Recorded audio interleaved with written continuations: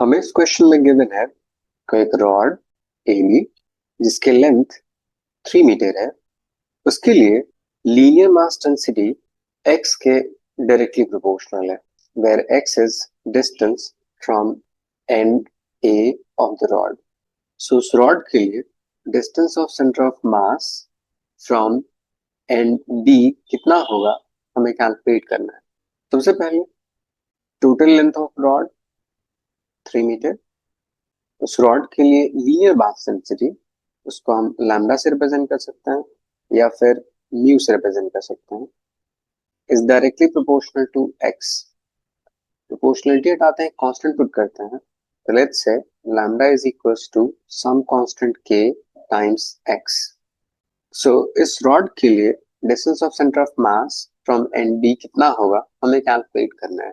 Since यहाँ पे mass of rod uniformly distributed नहीं है, डिस्टेंस पे डिपेंडेंट फंक्शन है, सो इसके लिए सेंटर ऑफ मास कैलकुलेट करने का एक रिलेशन होता है for non uniform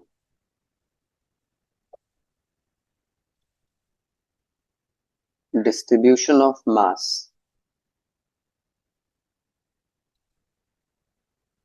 x center of mass is equals to integration x times dm divide by integration dm। इस फॉर्मूले को यूज करके हम सॉल्व करते हैं। लेट्स से कोई रॉड जिसमें ये एंड ए एंड ये एंड बी एंड इसकी टोटल लेंथ 3 मीटर। सो इस फॉर्मूले को अप्लाई करने के लिए सबसे पहले मुझे एक स्मॉल सेगमेंट अज्यूम करना होगा। तो हमने यहाँ पे कोई एक छोटा सा सेगमेंट ले लिया, एलिमेंट्री मास dm एंड इसकी विड्थ dx एंड इसका डिस्टेंस फ्रॉम ओरिजिन x। अब इस dm की वैल्यू कितनी होगी, तो उसके लिए एक रिलेशन होता है lambda is equals to dm by dx। So dm is equals to lambda times dx।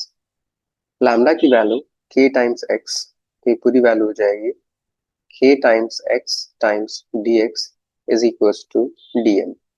Now इस फॉर्मूले में दो पार्ट है, एक न्यूमरेटर और एक डिनोमिनेटर। सो पहले न्यूमरेटर को सॉल्व कर लेते हैं। Integration of x times dm, x as it is, dm की value k times x times dx, इसका इंटीग्रेशन k कांस्टेंट बाहर, x into X square times dx, इसका इंटीग्रेशन। यहाँ पे वेरिएबल x है, सो ये x की value from one and that is a, origin है तो वहां पे x coordinate 0, to the other end b, total length of the rod, so x की value l which is 3 metre. तो इस x की लिमिट फ्रॉम 0 से 3 तक होगी, x पे पावर 2, सो उसका इंटीग्रेशन जितना पावर होता है उसमें 1 प्लस करते हैं एंड सेम पावर से डिवाइड कर लेते हैं, तो ये वैल्यू आ जाएगी k टाइम्स x पे power 2 plus 1 3 divide by same term 3 with limit 0 से 3 तक। k एंड 3 कांस्टेंट बाहर, x की वैल्यू 1/3 उसका क्यूब माइनस x की वैल्यू 0 उसका cube, x cube is 27 minus 0 27 upon 3 9, ये पूरी वैल्यू हो जाएगी 9k। अगेन उसके डिनोमिनेटर को सॉल्व कर लेते हैं। इंटीग्रेशन dm, dm की value kx dx, k constant so x dx, integration इस x की लिमिट 0 से 3 तक, x पे पावर यहाँ पे कुछ भी नहीं तो 1 होगा, इंटीग्रेशन के लिए जितना पावर होता है उसमें 1 प्लस करते हैं एंड सेम पावर से डिवाइड करते हैं, so k x to the power 1 plus 1 2 divide by same power with limit 0 से 3 तक, k कांस्टेंट 2 कांस्टेंट, x उस पे पावर 2, एक बार अपर लिमिट तो x की वैल्यू 3 उस पे पावर 2, एक बार लोअर लिमिट x की वैल्यू 0 उस पे पावर 2, 3 पे पावर 2 9 माइनस 0 तो 9/2, ये पूरी वैल्यू आ जाएगी 9 टाइम्स k डिवाइड बाई 2।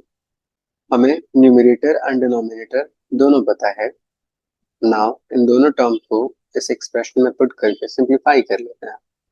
तो डिस्टेंस ऑफ सेंटर ऑफ मास, उसका रिलेशन, x dm उसका इंटीग्रेशन डिवाइड बाय dm उसका इंटीग्रेशन। x dm उसकी value 9 times k divide by dm की वैल्यू 9k/2।